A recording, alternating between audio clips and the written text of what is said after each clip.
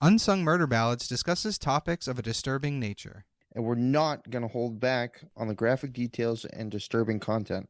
So we do not recommend our podcast for children under the age of 13. And while we respect the victims and their families involved in these tragic cases, we're also going to be critical of mistakes that are made during the investigations. And we're going to use dark humor to express ourselves now and then. So with that said, this podcast may not be for everyone. And that's okay. We're glad you're here checking us out. And if you've made it this far, welcome to the Unsung Murder Ballads family. And follow us on Instagram at Unsung Murder Ballads if you want to talk to us.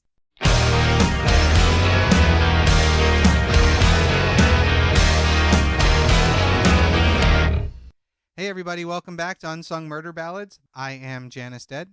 And I'm Jameson Dead. Alrighty, so tonight we're doing something very different.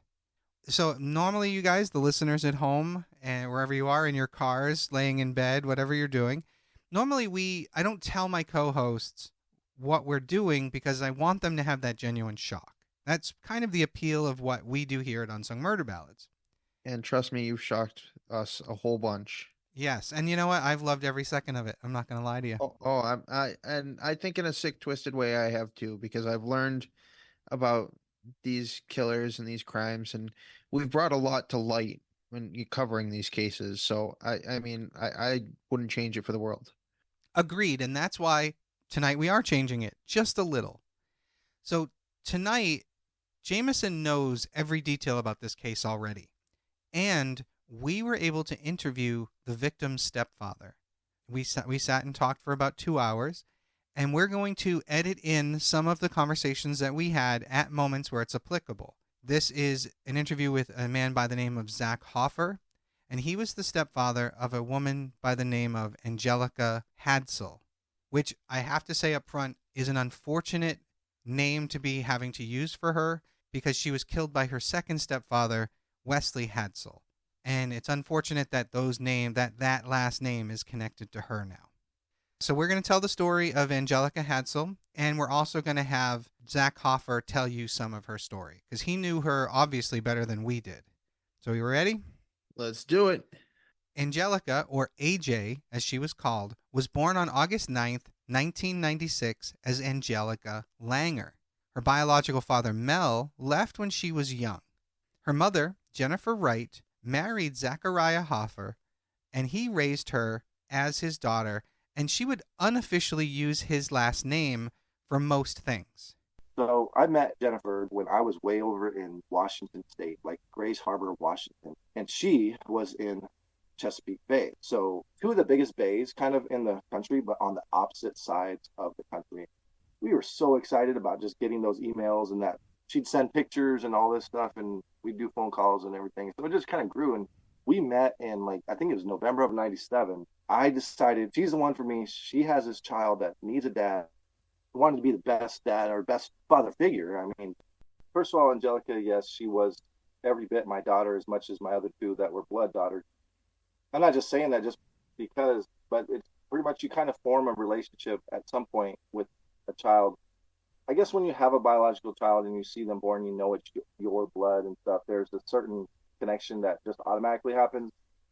And with Anjelica, there was a time at first I felt like, not even a stepdad, but just kind of like mom's boyfriend, But things escalated pretty quickly. I was told, and this is part of a lot of MOs for single mothers out there. Some single mothers, they will play it up as if the father in the life of the child is a deadbeat or abusive or a horrible person, crazy or whatever. And I fell for that completely. I saw this girl that didn't have a dad, and I saw this mother that was just she was young. I mean, she was only 19. I was like 24. So we were both young. But at first, like I said, I was just kind of the guy in the picture, but because, and I still don't know 100% how bad of a father or whatever, or how bad of a guy her biological dad was.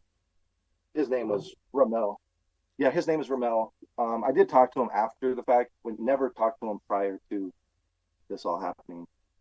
So from what he told me, I can tell you exactly what he told me. He tried reaching out once when she was like 4, and we would have been in Arizona, I think, at that time. He tried reaching out in some kind of way.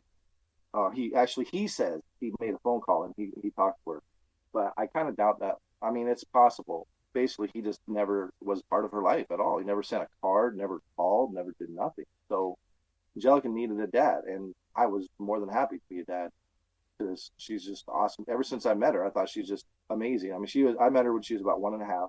She was still a baby. I potty trained her. Now, Jennifer and Zach would have 2 more daughters of their own. And at 2 years old, AJ and her mother, as well as Zach, were traveling across the country. And they were in a pretty rough accident. We decided, let's go to my home state, Montana, and we cruised cross country. She had her little Mustang, packed to the brim, little 4-cylinder Mustang. I had my little pickup S10, and we just cruised across the country, completely kind of clueless, no real direction, no real plan. Just let's see what's over there. Which is very romantic and adventurous at the same time. Yeah. I mean, definitely, I think so. To some degree, yeah. So we were in Wyoming, just outside of Buffalo. The speed limit's like 80 out there. So we're going 80, but her tire has a slow leak. If I remember right, her tire had a slow leak. So I just had aired it up. And we were cruising down the highway. She was in front of me. I was behind her. And all of a sudden, she got pulled to the left. And then her car rolled, and Angelica was in it. And I freaked out. And I stopped the truck, ran back there, grabbed Angelica. She was okay. She was a little spacey, like wondering what happened, I guess. The family traveled a lot and moved to numerous states throughout the country and did a lot of outdoors activity. AJ was described as fearless and was even trying to rock climb as young as 4 years old, obviously with adult supervision. She adored her younger sisters and looked after them, even getting them to perform in made-up, like little theatrical shows that they would do at home. AJ was also fond of what Zach called spider climbing, and she would literally use her hands and feet and climb up the door jamb with no shoes on. And this athleticism continued into school as she excelled at sports. Now in 2005, Jennifer separated from Zach, and she initially left the girls with him. We moved eventually to Virginia. So we only stayed a couple of years in each place, then we ended up in Virginia. So things started getting ugly right before we got divorced, probably about 2004. We started not really seeing eye to eye. And we started talking about separation, like possible separation. Well, one time I was in Montana helping my mom do something. I had lost my job. And that was, if you ask Jennifer, that was a huge point in our life where I lost the job. It was that civil service job, and her dad, it was working under her dad for the government civil service, doing auto mechanic work. When we were still together, 2004, where she had threatened to take Angelica from me. Not the other two, just Angelica. I guess she had started seeing somebody. And I found out about it in 2005, February 2005. Obviously that was what separated us. I kept the girl. I said, I'm not losing the girls over this. She said she wanted to find herself. I'm like, okay, well, that's fine, but I found myself. I'm here. This is our house, and I'm not budging on this so that you can do whatever. So that didn't last long, however, and they eventually worked out a 50-50 custody arrangement. In 2006, Jennifer attempted to get full custody of all 3 of the girls and demanded more child support up front, but Zach was able to take her to court, and that was denied. That was squashed. We did 50-50 until 2009. So I'm going to bring this part up simply because there's a certain psychology with all this parental alienation thing, and I learned about it afterward. And it's really important that people realize how dangerous it is to alienate kids from their parents. So Okay. I am Angelica's parent. I mean, I am her father. I'm the only person she's called dad. I raised her. She did have my name until she was 16. But even after she moved out of my house, she was 13 when she moved out, I still was somewhat part of her life, although I definitely was not, a major part anymore. The mother made sure of that. And, honestly, after feeling like I was betrayed or whatever, I started bowing out of things. I stopped going to so many games. I stopped communicating with Anjelica so much because she really was just not talking, and it really hurt. It was during this time that Jennifer informed Anjelica that Zach was not her biological father. Initially, at least, that didn't seem to bother Anjelica, as this was the man that she'd called her father since she could remember. So in 2009, with Anjelica at 13 years old and becoming a teenager and a young woman, according to Zach, Jennifer began making plans for AJ on the weekends when he was supposed to see her. Anjelica was convinced somehow, and I don't know how, but she was convinced that I just didn't want her no more. I'm sorry. I did yell at her the day that she left. I yelled at her, and I guess, or I didn't really yell. I mean, I did yell at her, but I told her, I said, fine, if you want to stay at your mom's, go ahead, fine, whatever, stay at your mom's. All right, so I felt bad about that. But I apologized to her like a couple days later, or the next day or something. I said, I'm sorry, that was wrong. Anyways, they used that as that was it. That was it. That was all I needed to do, and that was on the phone. I wasn't even in person. So this marked the beginning of Zach and Anjelica growing distant. And if his point of view is correct, this is exactly what Jennifer wanted. Zach, And that's so rough. I mean, you don't want to separate parents and children. I mean, that just seems vindictive to me. agreed. And, I was thinking about it. Something that Zach said that we might just plug in right here. The psychology of this parental alienation thing, and that's exactly what they do. They start with the oldest child, and they manipulate them, and so they just basically cause them to feel obligated and feel pressured, and by kind of portraying themselves as a victim and stuff. Anjelica told me that the reason why she chose not to go to my house was I didn't adopt her, and the food at my house wasn't as good. But the fact that she was told that I didn't adopt her as if I didn't want to is insane. Because during the very first custody hearing, I had always wanted to adopt her. There was always an excuse because this guy was the biological father was out of the country for parts of the time, and then we couldn't get a hold of him, we couldn't find him, all this other stuff. So there seemed like there's always some excuse. And then after we separated, during court, I said, as one of the stipulations of this custody thing, I want to adopt Anjelica. Get this squared away. Well, the mother said no. That was during the first custody hearing back when we first separated, like a year after we separated and all that. Yeah, so it's really tough to say how, was she just a manipulative, bad mother? Or was it really just that she didn't know what else to do? Zach did say something about Jennifer's mother passing around this time. So my belief is the reason kind of that she started pulling on Anjelica even harder at that moment, and those last couple months, Jennifer's mother, died. Anjelica started staying with her mother full time in August 2009. I believe that triggered her because she had not seen her mother since she was 12 or 13.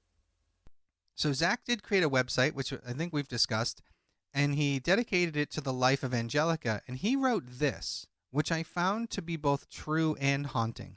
Quote, "Girls without loving and protective fathers are vulnerable to predators who look for girls with daddy issues." Unquote. Wow, that's really deep.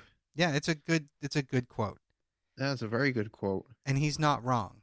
No, I completely agree. So he would continue to see Anjelica, however infrequently, over the next couple years. Anjelica's mother, Jennifer, at this point, she met Wesley Hadsell in April of 2010 in a bar. Within 2 weeks, he moved in with them, with Jennifer and her 3 daughters, and the two would end up getting married within a month after they met. Which is absolutely absurd. Yes. So 2009, Anjelica starts staying at her mom's house. I still maintain 50-50 of the other 2 girls, but Anjelica starts staying at her mom.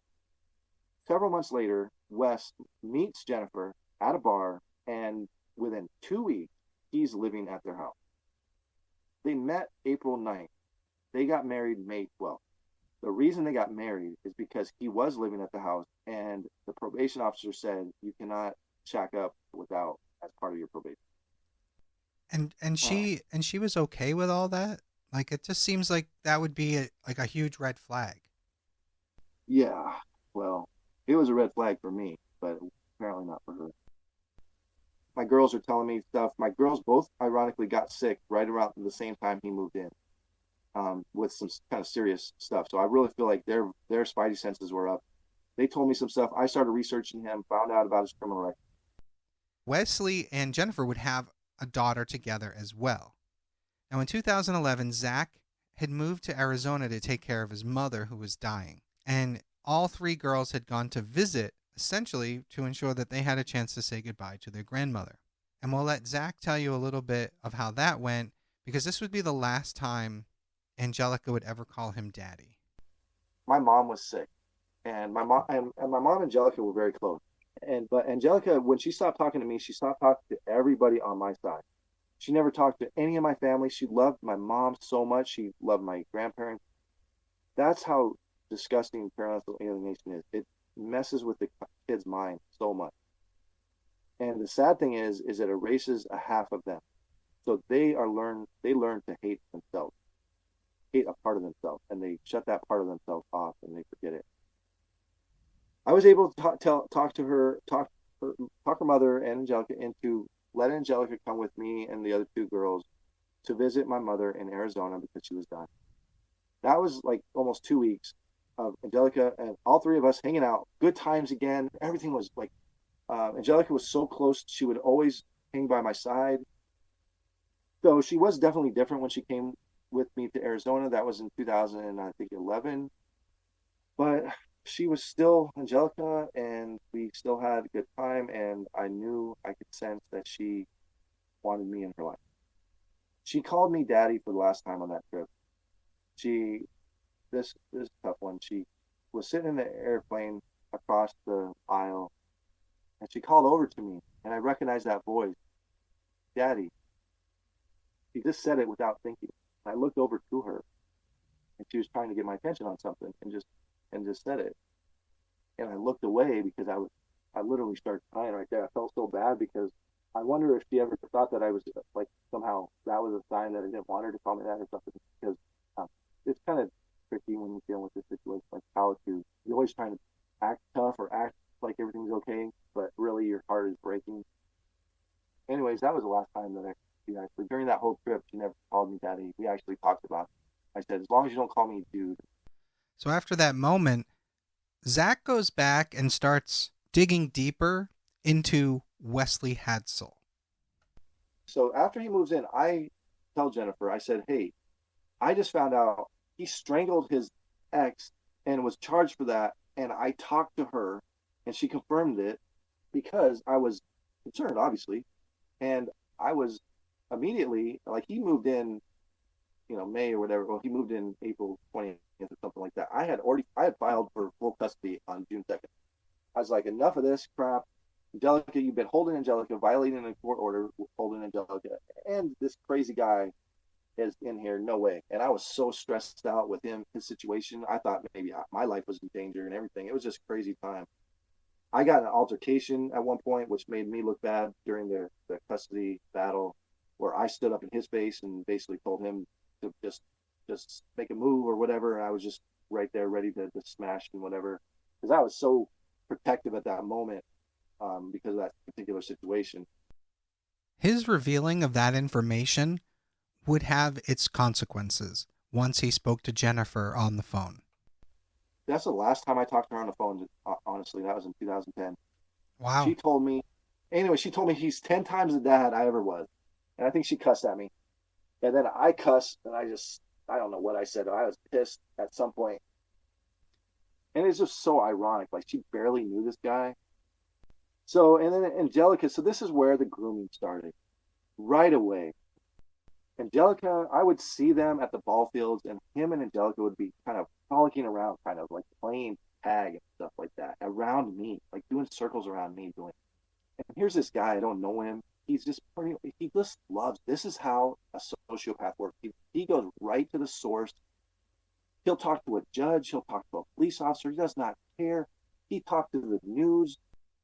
Yeah, I watched some of those interviews, and every time he referred to Anjelica as his daughter, I wanted to throw something at the screen.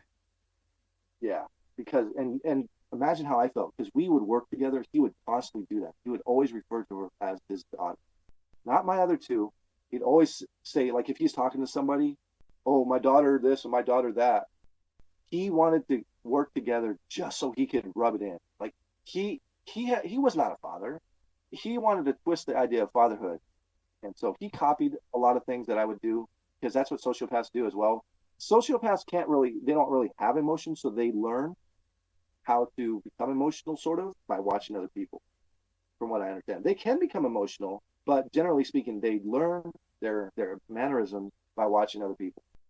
So Zach pushes forward to gain custody of all three girls because he is genuinely concerned about their safety, because he's heard some of the things about Wesley Hadsell that we'll be getting into a little later. We're leaving you in suspense on that one.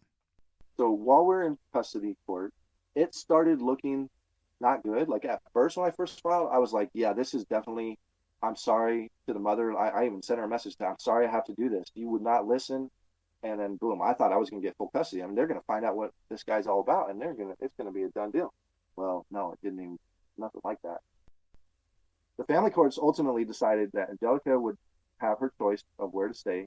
They didn't care about anything else. Nothing else mattered. The mother alienating her, which goes against the law, violating the order of custody. They didn't care about that. They didn't care about anything except for just Anjelica's choice. She was 14 by the time that went down. Within a year of that, Anjelica was 15 and almost 16 is when he adopted her. I was not told, of course, legally. It didn't matter. It didn't matter that I was her dad, that everybody knew that she was my dad, that she was my daughter, or that she had my name or anything like that. She needed a name, needed to be legal, and they were too stubborn, or there's too much tension between us to ask me to adopt her because, she was no longer coming to my house. As far as Jennifer's concerned, I was nobody to her. It was done.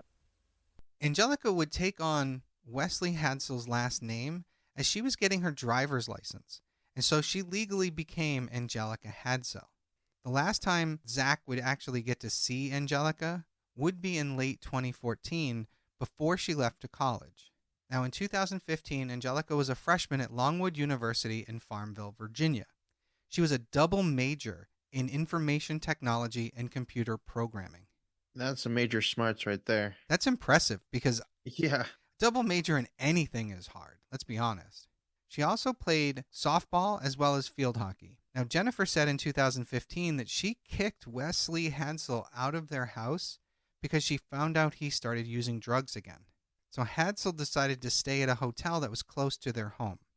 Jennifer said she even tried to hold an intervention with Hadsell and got his mother and nephew involved as well. Unfortunately, with people who have those kind of issues, that as great as your intentions are, it's going to fall on deaf ears.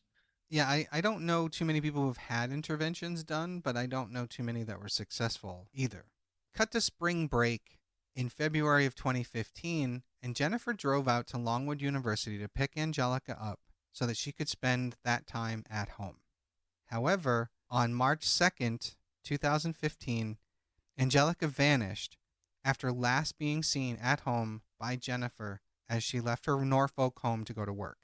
Now, Jennifer said on that day, Wesley Hadsell had called her at work because he needed to switch out his personal truck with his work truck. So she told him when he came to get the car, or beforehand at whichever, that he needed to leave the keys to the house in the mailbox, or to the car in the mailbox, in case Anjelica needed to go somewhere. Later that day, when Jennifer arrived home, she testified that Anjelica was gone, but her wallet and her coat were still at home. There was music still playing, and it was clear that she had been in the middle of folding laundry because she had left that task unfinished, so it felt like she left in a hurry, which was unusual for her. The family also noticed that some of Anjelica's clothes were missing, and there was a note left behind. And this note read, Madre, which that's something she called her mother in notes. It said, Madre, with everything going on, it's a lot to deal with. Now, Jennifer questioned the validity of this note because it didn't make sense to her or to her other daughters. So Hadsell stated that he had received a call from Anjelica earlier that day, asking him to meet her at a gas station so he could give her money. He stated that he gave her $200 and then went on with his day. A neighbor reported that she had seen Anjelica driving sometime after that, and that made the two of them the last people to see Anjelica. Now, for the record, that neighbor was mistaken and did not see Anjelica. But that would kind of fuck up the police investigation for a little bit. Yeah. So the following day, Jennifer received a text from Anjelica's phone stating that she was okay but not ready to come home. Jennifer stated to news reporters that she believed Anjelica was okay, but she was a little worried because this behavior wasn't like her. So a search ensued anyway because many believed that Anjelica was probably not in a safe place and maybe even being held against her will. A few days into the search, Anjelica's ex and neighbor found half of Anjelica's debit card in his yard and reported it to police, who then in turn interrogated him for 12 hours. Oh my God, that's just got to be an awful feeling. I mean, you feel like you're trying to do the right thing, and in return, you get interrogated? Yeah, you're a suspect. So her ex-boyfriend was an 18-year-old kid named Corey, who had actually recently enlisted in the Army and was set to leave soon. Wesley Hadsell, her stepfather, would sit outside this kid's home blowing an air horn in the early morning hours. Oh my God, that would drive me crazy. If I were that kid's neighbors, the police would have been there. Oh yeah, Yeah. definitely. Like the first time it happened. Exactly. Wesley even had pizza delivered to the kid with a message written on it that said, "I know what you did."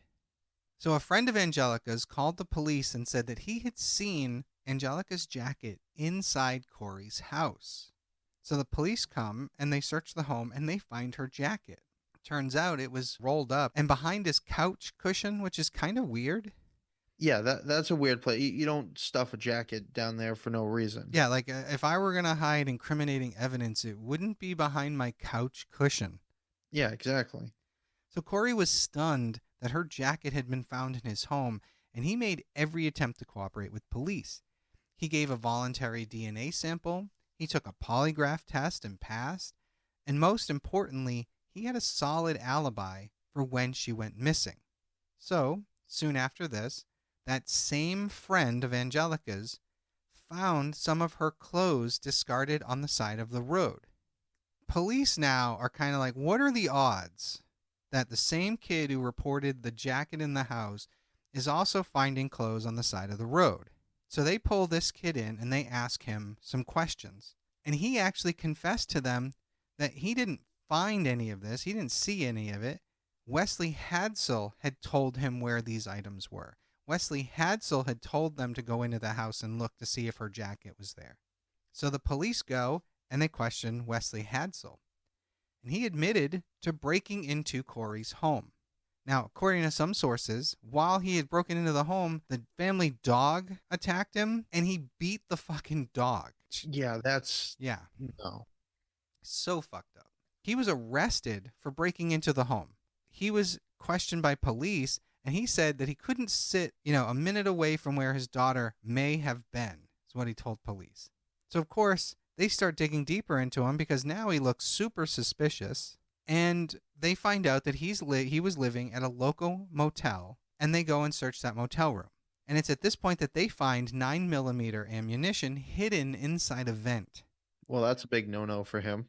We haven't told the listeners about this yet, but Wesley Hadsell was on probation. Being in possession of ammunition is a violation of that probation.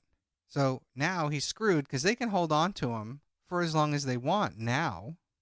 We'll discuss his criminal past in a little bit, but keep in mind that they decided to keep him just to make sure that he couldn't go anywhere, because now they had grounds to hold him. And his arrest created quite the uproar in the community because now it's like, well, what the hell? So one of the things investigators looked at was the GPS from Hadsell's work van, which showed that for the most part, he stayed in a particular region doing his job. But there was one day, around the time that Anjelica went missing, that he had driven about an hour away from Norfolk to a town called Franklin. So while police are looking at that, Hadsell's sitting in his jail cell having interviews with news reporters, professing his innocence, and urging the reporters not to focus on him, but to focus on finding Anjelica, because he said that the stuff he did in the past that violated his parole wasn't the important part. Such a manipulative fucker. No. I mean, it shouldn't be the focus, but it still plays a part. Yeah, because he's good at manipulating people. And playing the victim, and yeah. making everybody else responsible except himself. Exactly. So a month after her disappearance, Anjelica's lifeless body was discovered partially concealed by a piece of plywood in a ditch next to an abandoned home in Franklin, Virginia. This was right where the GPS led investigators from Wesley Hadsell's vehicle. So it's kind of hard to argue anything else except that his work vehicle drove up there, because how else does it lead you to her body? Exactly. So the medical examiner could not determine whether or not Anjelica had been sexually assaulted because of post-mortem damage inflicted to her body by animals and insects. Oh, God. Yeah, however, her sweatpants were pulled down below her buttocks. Her body was found with bruises to her chin and across her chest. Prosecutors theorized in court that the injuries were a result of someone forcing her into a position, like holding her down and forcefully injecting her with heroin. Oh, dear God, no. Jennifer, her mother, later testified that Anjelica did not have any bruises or black eyes the last time she saw her, which was the morning she disappeared. And the medical examiner was able to determine that Anjelica died from homicidal violence and acute heroin poisoning. And obviously, being held down meant that she was alive when she was injected with it. And she was injected with 3 times the lethal dose of the opioid. The amount of horror that must have been going through her mind. I can't even imagine. Especially knowing it's done to her by her stepfather. A guy who's sitting in fucking prison calling her his daughter. Right. It's just so wrong on so many levels. Yeah, fucking scumbag. So an analysis of Anjelica's hair follicles revealed that she had no prior history of drug use, which shows right there, sure, she died of a heroin overdose, but she's not using regularly. And plus the bruising says that if someone had to hold her down to inject her, then clearly she didn't enjoy it. Exactly. So with the case changing from a missing persons case to a homicide case, police decided to look even deeper into Hadsell and into his hotel room. They then found heroin hidden above a ceiling tile in his room, and they also brought in dogs. Cadaver dogs picked up the scent of human decomposition. Prosecutors theorized Hadsell abducted Anjelica from the home while she was folding laundry so that he could sexually assault her. Now, for the record, there is zero information as to what exactly happened after this, so this next part is conjecture on my part. And okay. My take is this. If cadaver dogs picked up the scent of human decomposition at his hotel, then obviously Wesley Hadsell brought her there and she was dead in that hotel room. Right. Okay. So my take on it is he either convinced her to go with him from the home or he attacked her there and brought her to that hotel room where he assaulted her.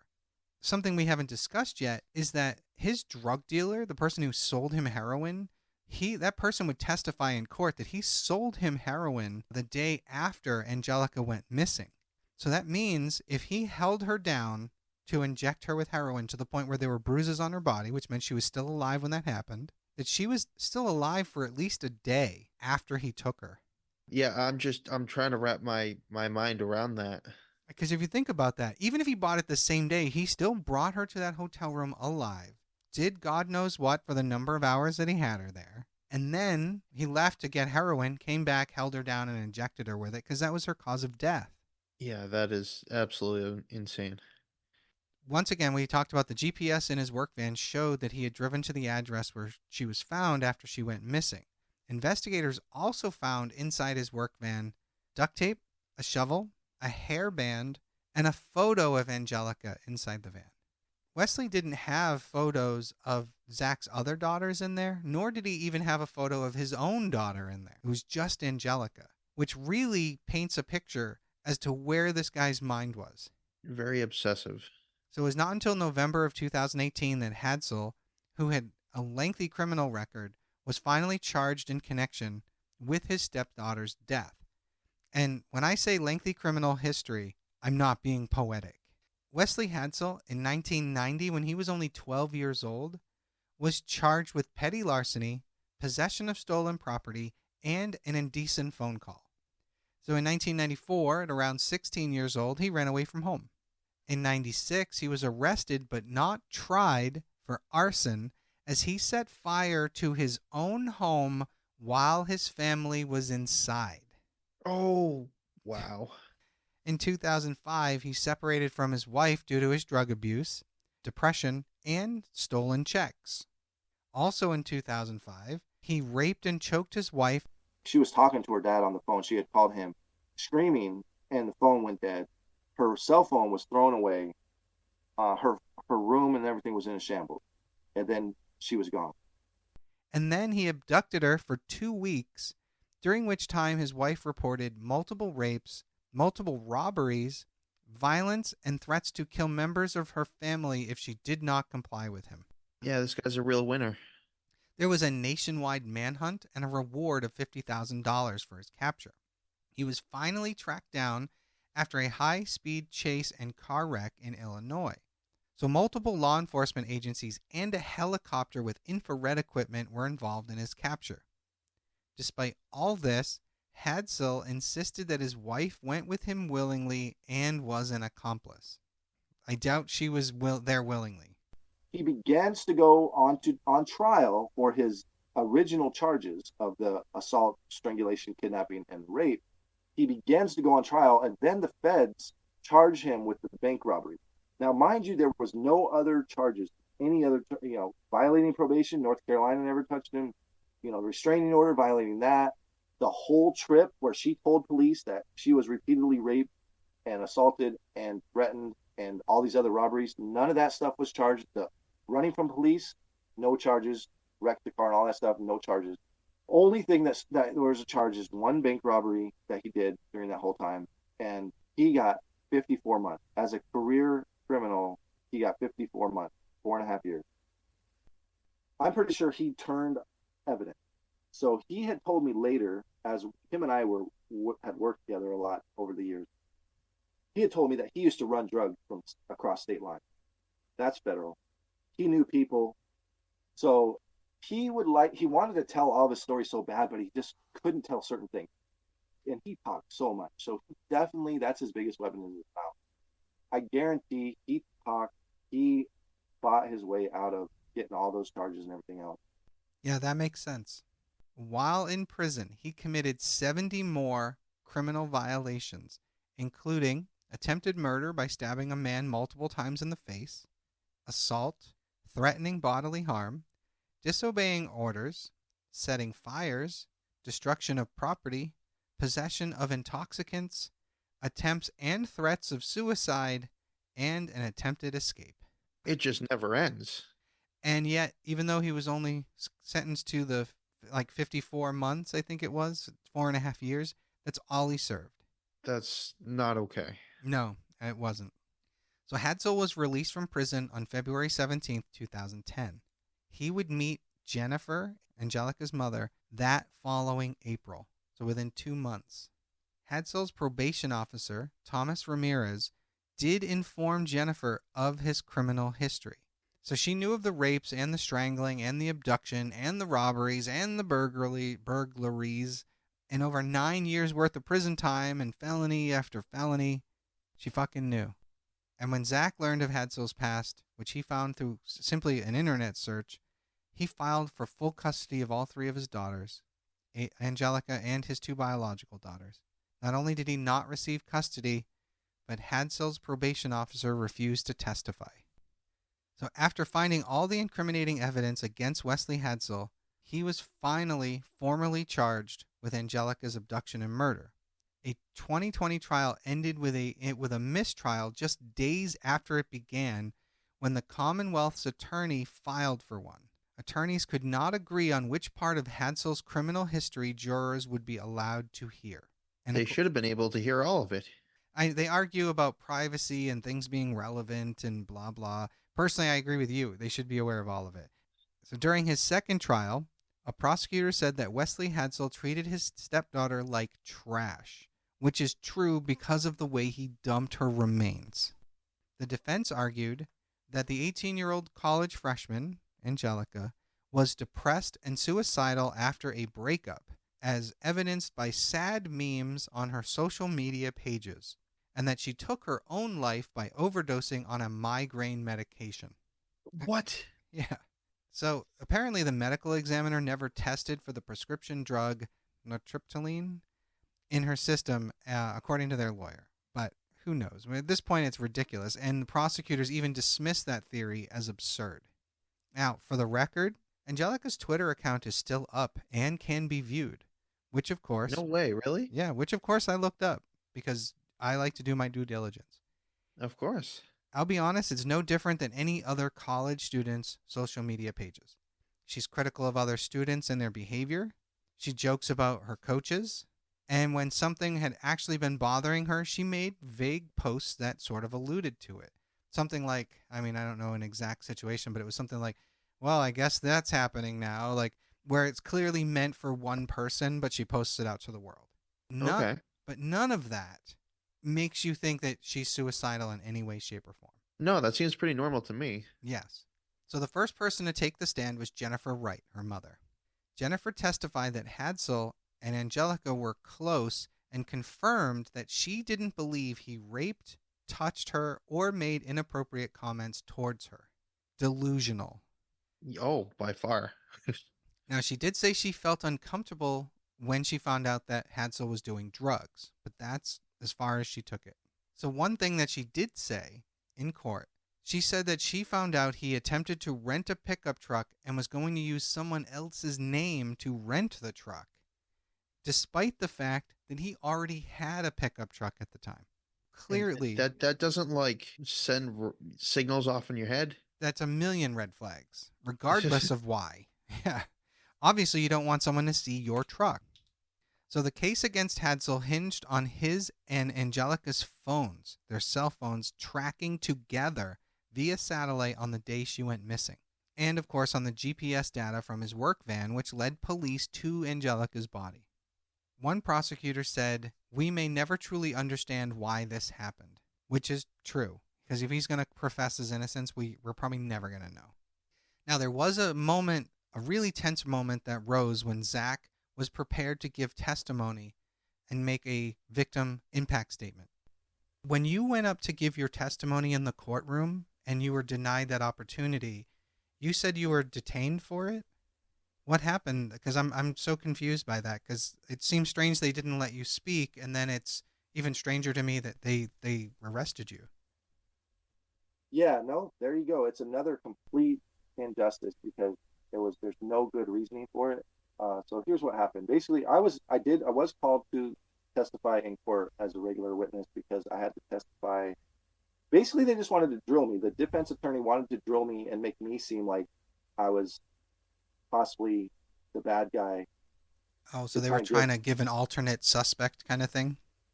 Yeah, which kind of makes sense. I mean, I was the one that's hurt over the situation. Anjelica had moved away to college, and now, I'm not going to see her. My last text to her was actually talking about what your address is so I can send you something, and she never responded. But I found out later that's because she got a new phone. He tried messing me up, trying to make me seem like a bad guy. He brought up my website. He was a real moron. He didn't even do a good job, but he just really tried to hurt me in that situation. Wow. Anyways, that's that. It wasn't fun. But then when it came to sentencing, I was the only one that showed up on sentencing to do a victim impact statement. Well, I got up on the stand to give my victim impact statement, and I was going to speak for my daughters. I was going to speak for how much harm this whole situation caused, how many lies he had told, and how he had been manipulating our whole family for all this time, and just all this stuff that needed to be told. Well, the defense objected to me being there, saying I wasn't a victim because I wasn't family. The stupid thing is the law doesn't specify that you have to be related to give a victim impact statement.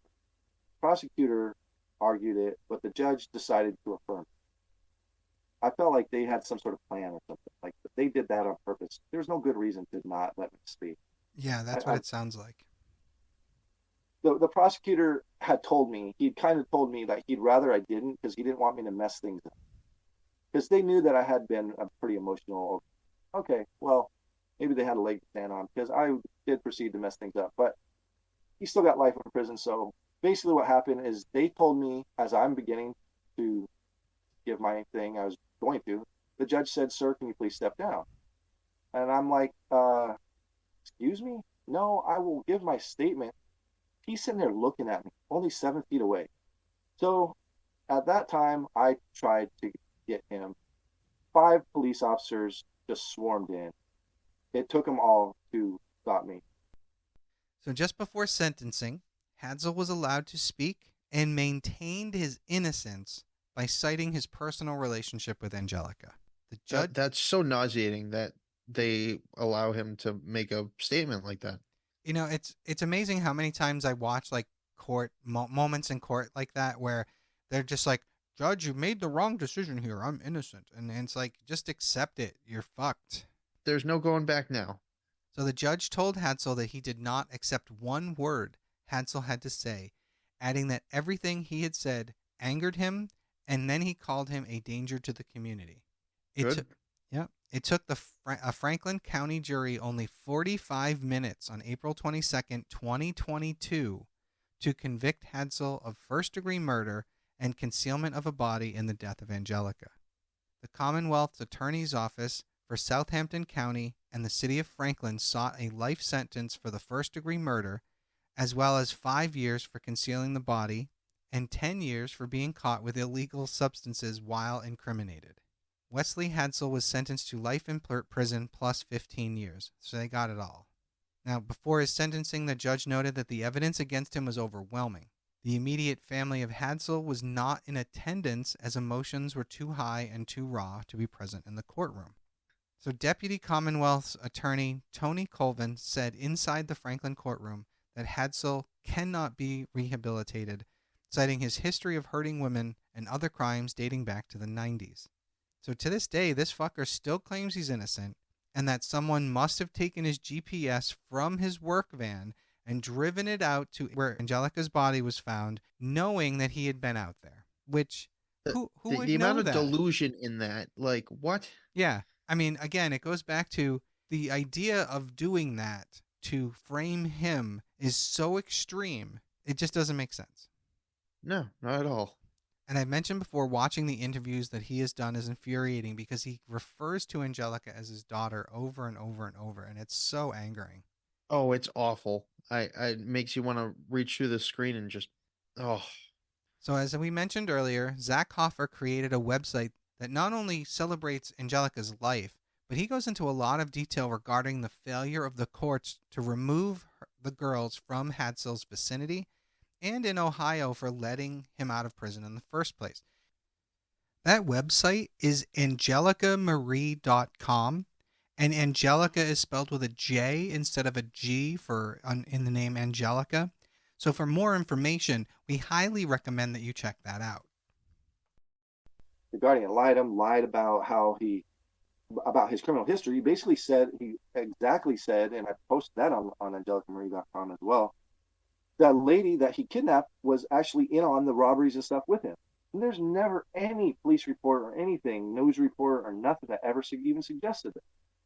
So that was only Wes telling this guardian ad litem, which, if you don't know, a guardian ad litem is appointed by the court to investigate the homes and kind of represent the children that are involved.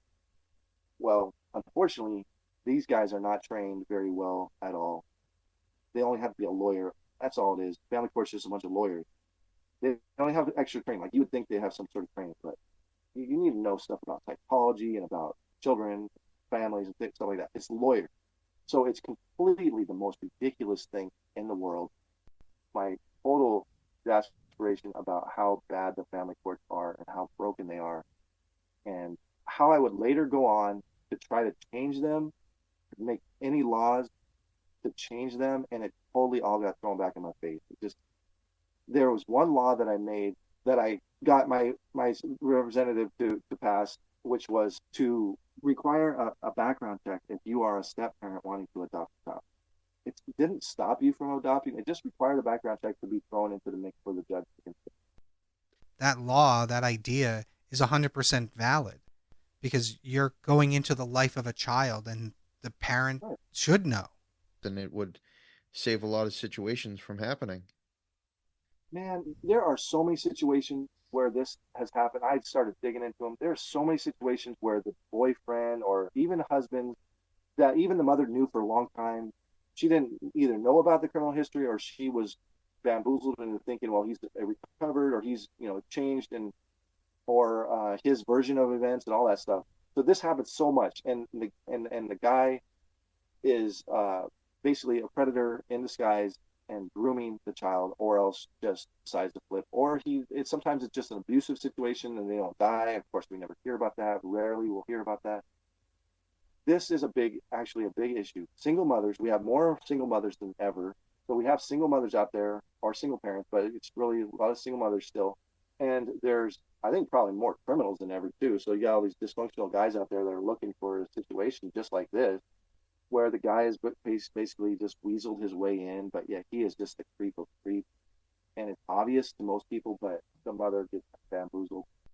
Yeah, we see a lot of the cases that we cover, we see a lot that, there's like the mother of the particular child, makes just series of bad decisions where almost every new adult in the life of their child ends up being an abuser of some form.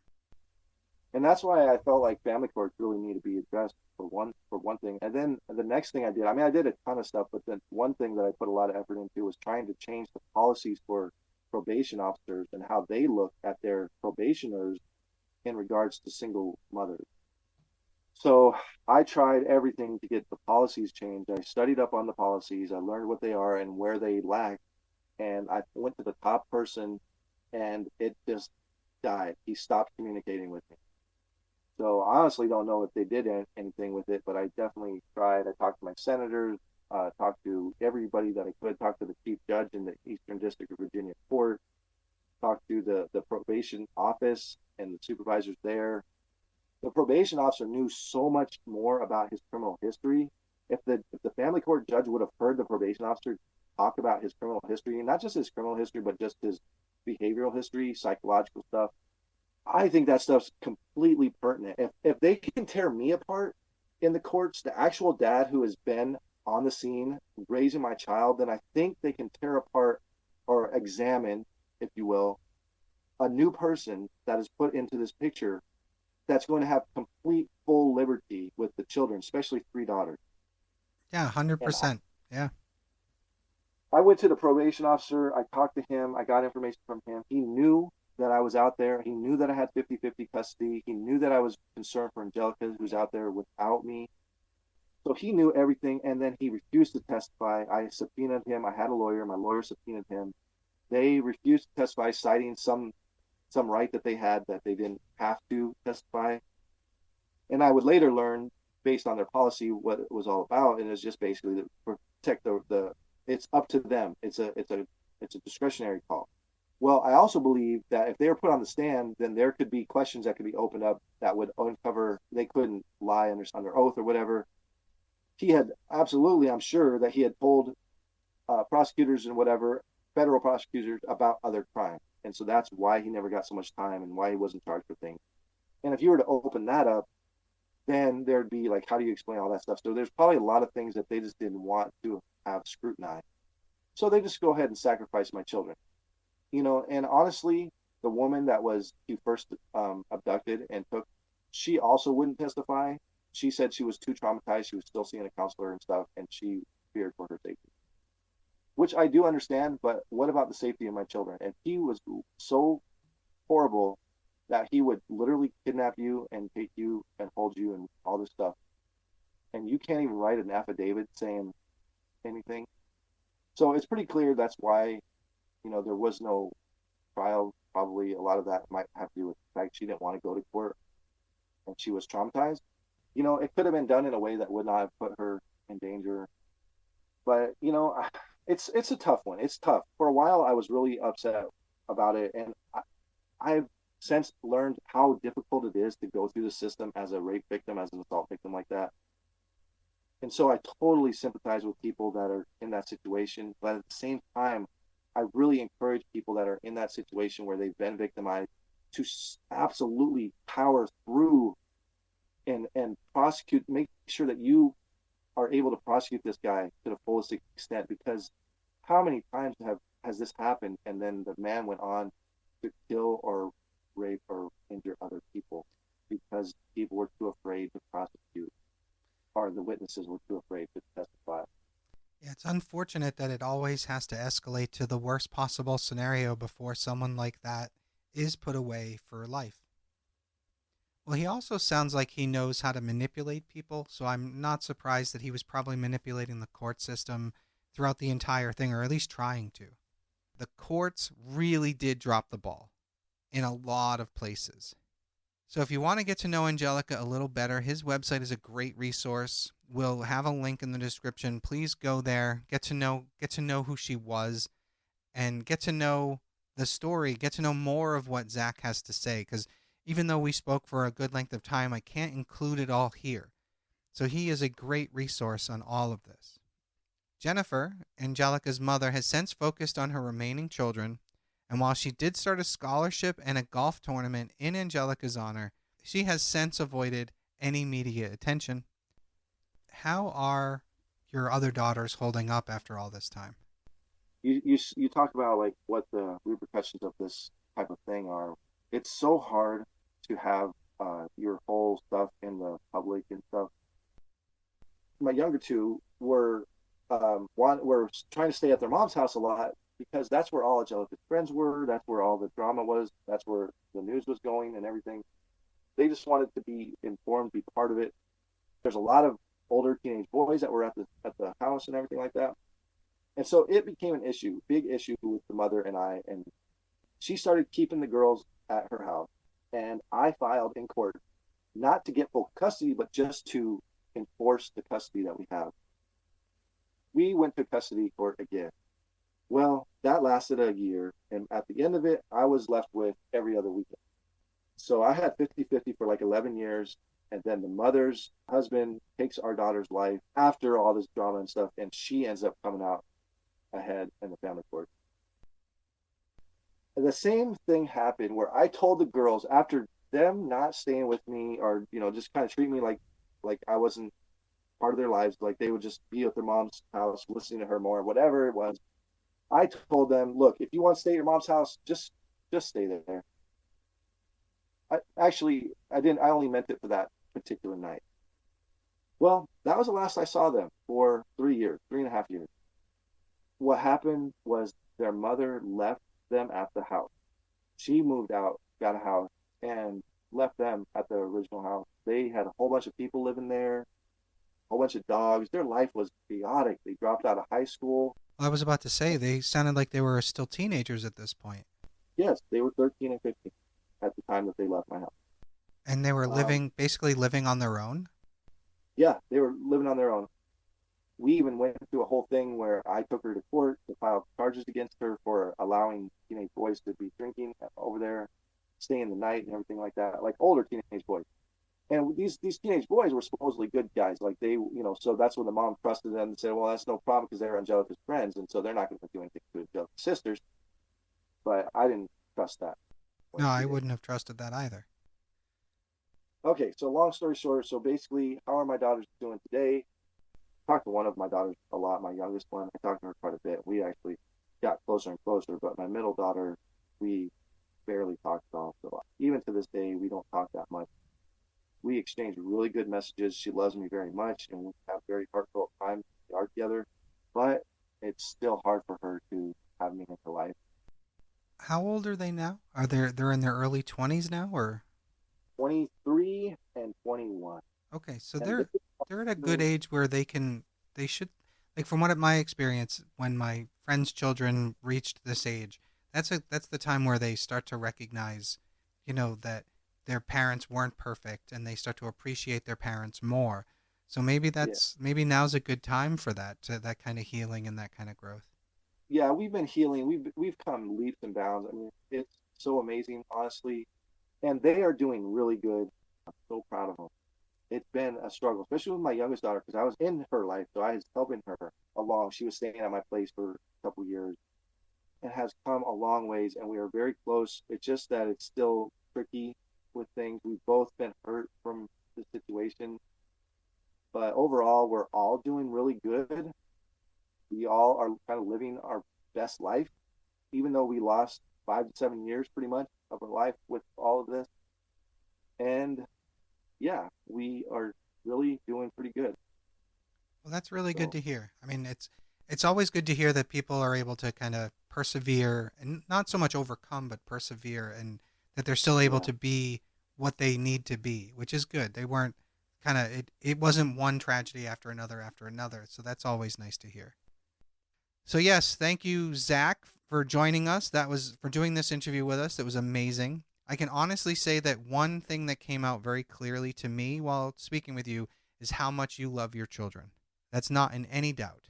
Not at all. You can clearly see it. You can clearly see how he wanted to do what was best for them.